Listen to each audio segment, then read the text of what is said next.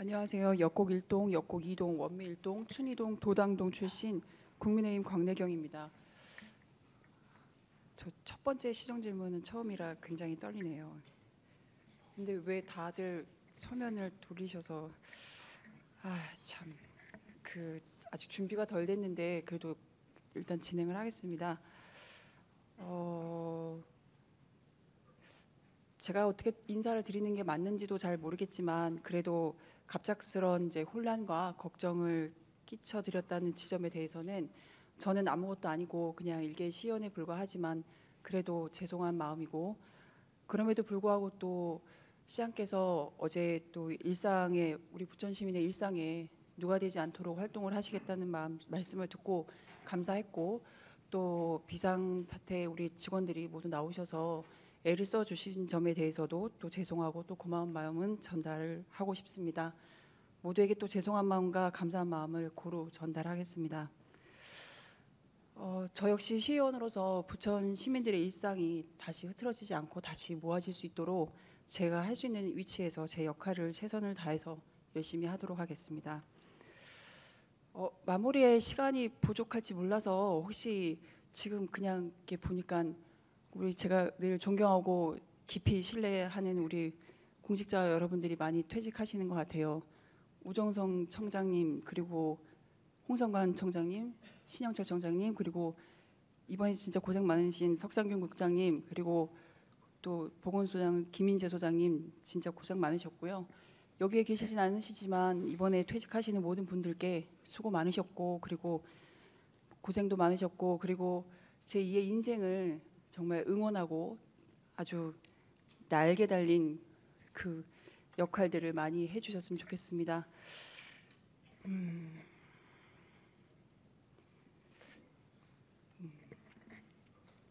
그럼 시정 질문을 시작하겠습니다. 조례랑 그 예산이랑 같이 동시 패션으로 온다고 해서 여러분들께서 되게 지적을 많이 받으셨을 거예요. 근데 이번에는 또 보니까 조례랑 규칙을 거의 동시 패션으로 올리시더라고요. 정말 너무나 적절하지 않은데 그게 관례처럼 돼버린 그 지점에 대해서는 분명하게 지적을 하고 그러지 않아야 마땅할 것 같습니다. 이번에 행정복지위원회에 들어와 있는 13개의 조례가 있었고요. 그중에 규칙으로 위임해야 되는 사항들이 9가지가 있었는데 그 9가지가 모두 조례가 통과되어도 되기 전에 규칙이 이미 다 통과됐습니다. 전 매우 문제가 많고요. 이 지점에서 뭔가 행정의 편익을 위해서 한다는 지점에서는 뭐 눈 감아줘야 되나 이런 생각을 좀 하게 됐고, 그리고 저희가 조례를 심사함으로 인해서 조례에서 수정이 필요한 사항에 대해서도 뭔가 이의를 제기했을 때 저희한테 양해를 구하는 상황이 돼버리는 거예요. 이 조례를 수정을 하게 되면, 이런 부분을 수정하게 되면 사실 규칙을 다시 수정해야 돼서 또다시 2개월의 시간이 들어서 내년도 업무에 차질이 생긴다는 이야기를 합니다. 누가 들어도 적절하지 않거든요. 적절하지 않은데 그거를 용인해야 된다는 거는 말이 되지 않습니다. 우리가 이때까지 관례대로, 잘못된 관례죠.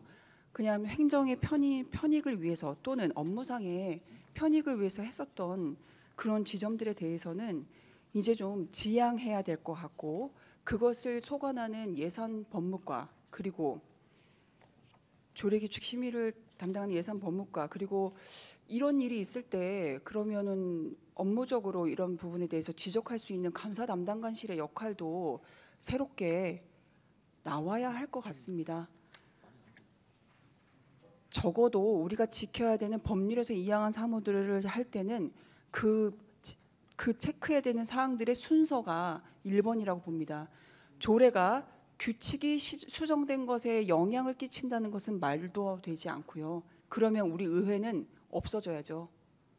여러분들께서 우리 의회를 무용물로 만드시는 건 옳지 않다고 봅니다. 이 부분에 대해서는 시정 질문에 앞서서도 간략하게라도 다시 이런 일들이 반복되어 오진 않았으면 좋겠다는 말씀을 드립니다. 10월 31일 날 조례규칙 심의위원회를 했고, 우리 행정복지위원회는 12월 2일과 3일에 조례를 심사했습니다. 여기 보시면 28건 중에 조례 규칙 들어온 9건이 10건이 다 행정복지위원회 건이고 거기에 조직 개편 등 다 들어와 있고 심지어 시민 옴부드만도 들어와 있는데 이 맞지가 않잖아요.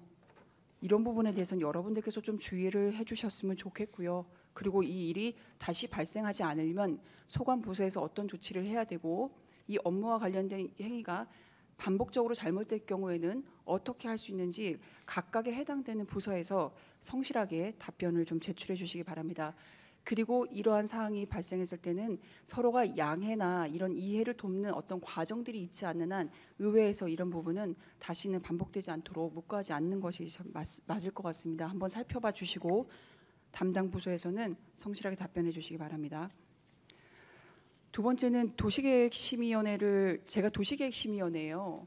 그래서 도시계획심의위원회를 들어가고 봤는데 이제 알겠더라고요. 제가 2020년도에 받은 민원이 있습니다. 역곡 주민한테. 그게 아직도 해결이 안 됐어요. 근데 그 전임이었던 제 존경하는 김한태 의원님께서도 똑같은 민원을 받으셨더라고요. 그러니까 다 합치면 10년이 넘은 민원이 10년 동안 10년이 넘었죠 이미 2009년 이후에 발생된 민원이거든요. 근데 아직도 해결이 안 된 민원이었어요. 근데 주민이 계속 요구하는 한 사항이 있었는데 사실 그게 너무 반복적으로 얘기를 들으니까 매우 좀 이거를 근데 시에 와서 제가 다 찾아봤는데 자료가 없는 거예요. 그리고 어느 그 건축과 관련된 부분인데 허가에도 없고 계획과도 없고 아무도 없는 거예요. 그래서 이거를 되게 고민을 많이 했는데 제가 이번에 도시계획심의원에 들어가서 그 답을 찾았습니다. 그리고 행정이 잘못되었다는 지점도 발견을 했습니다. 너무나 반갑지만 굉장히 애석하고 이 문제는 반드시 아까는 성실한 답변이었다면 이번에는 이 해결책을 찾을 대안적 정책으로 다시 분명하게 마련해 주시기 바랍니다.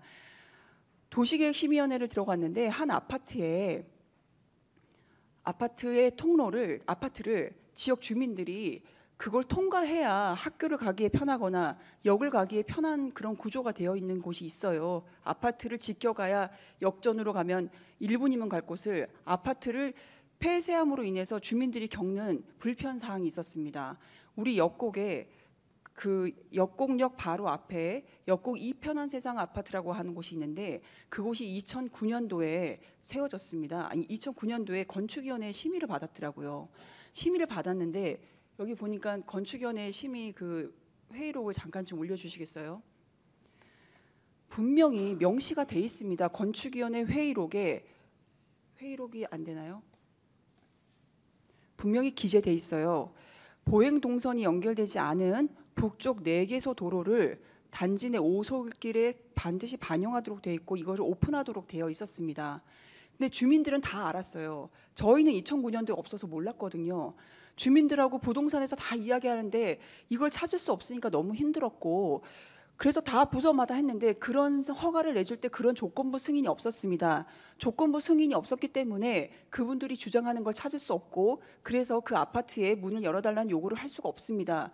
그래서 지금까지 그 아파트를 지나온 주민들은 역곡역을 갈 때 삥 둘러서 10분의 거리로 지나가거든요. 근데 이번에 도시계획심의위원회 가보니까 이걸 다 조건부 의결을 하더라고요. 이게 도시계획심의위원회, 건축위원회에서 조건부 의결을 했으면 그 조건부 의결이 계속 꼬리에 다른 부서로 이관해서 어떤 행정적 사무를 할 때도 다시 꼬리에 달고 들어가야 되고 그 꼬리가 마지막 허가까지 준공까지 다 꼬리에 꼬리를 달고 들어가서 이걸 최종적으로 안수하고 혹여 이게 중간에 문이 닫혀서 주민들의 불편한 사항이 왔을 때는 이 단서를 다시 찾아서 문을 열어줄 수 있는 근거를 찾을 수 있는 구조를 만들어야 되는데 그때 심의를 하고 허가를 받고 나면 그냥 끝이에요. 그리고 회의록은 다 비공개로 돌려서 저희가 쉽게 찾을 수도 없었습니다. 이 회의록을 하나 찾는데 사실 굉장한 부서를 노크를 많이 했거든요.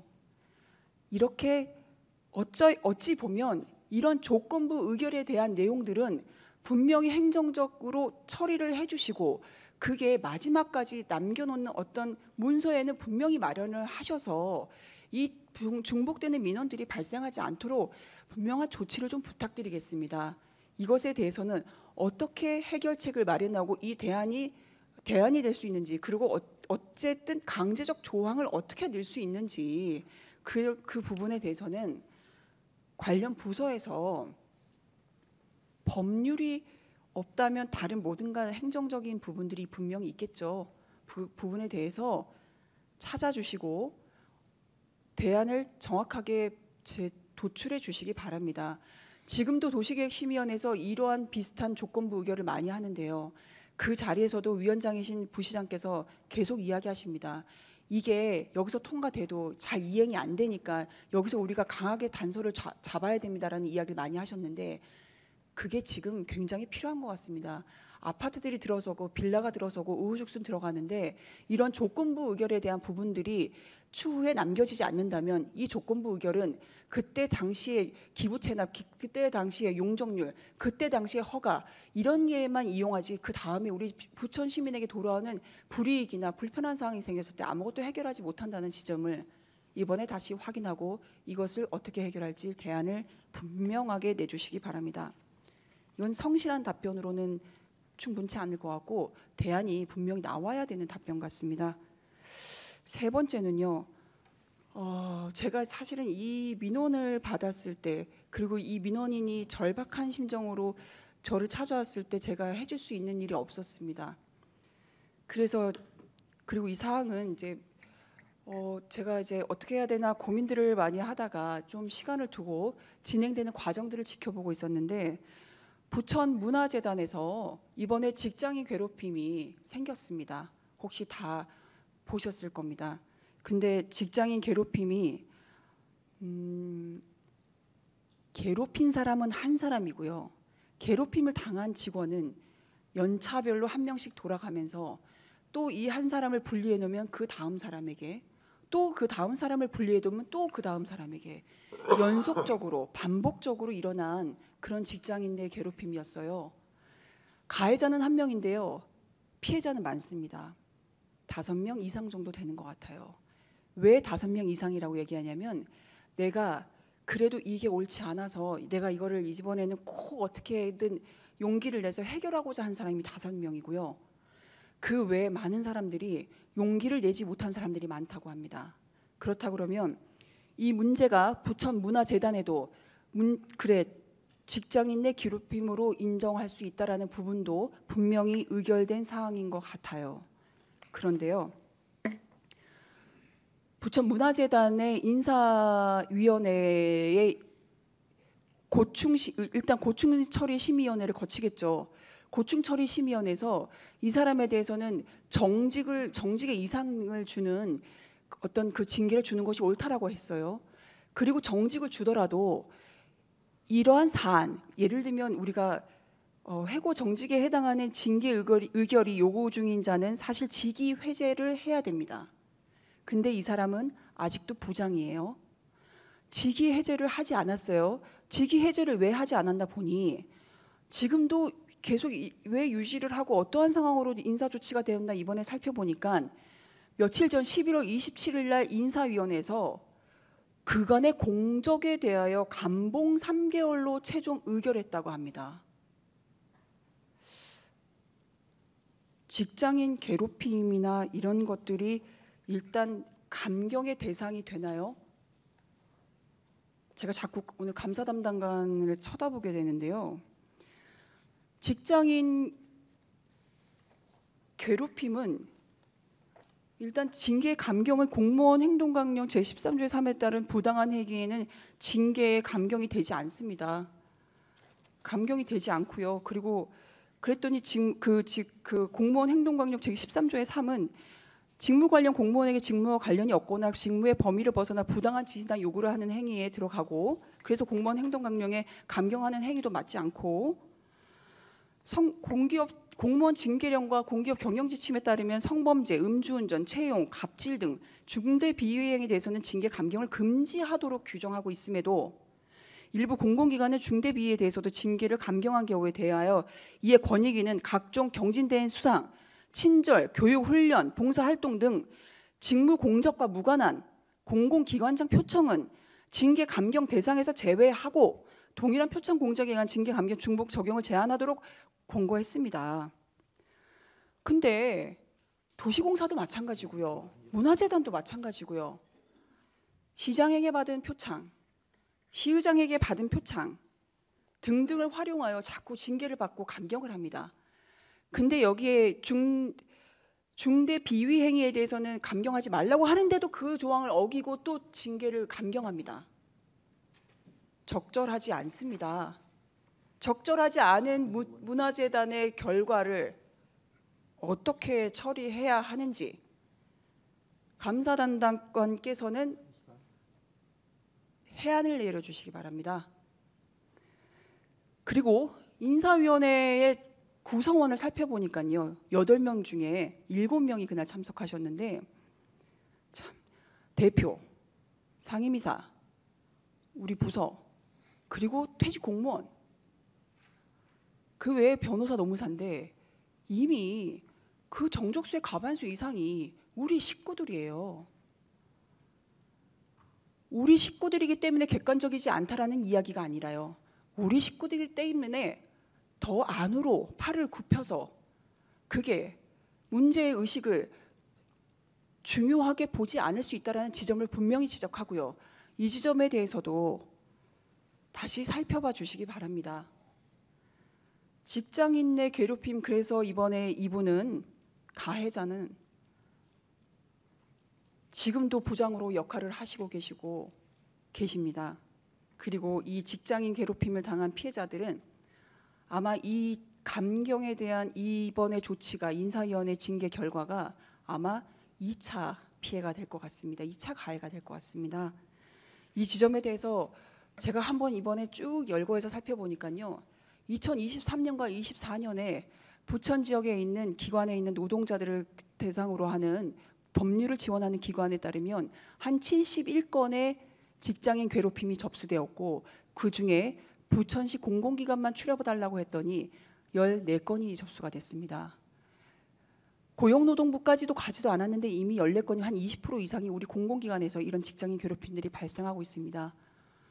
이런 부분에 대해서 어떻게 근절할 수 있을지 오늘 존경하는 송혜수 의원께서 직장인 괴롭힘, 직장 내 괴롭힘에 대해서 발의도 하셨는데 공공기관에 대한 부분들이 우리 시의 각 정책의 그 조례 안에 충분히 담아있지 않은 것 같습니다. 어떻게 정책적으로 어떻게 마련할 것이며 이 사안에는 어떻게 대하여 정리할 것이며 이 부분에 대해서 분명하고 명확한 그 지점을 부탁드리겠습니다.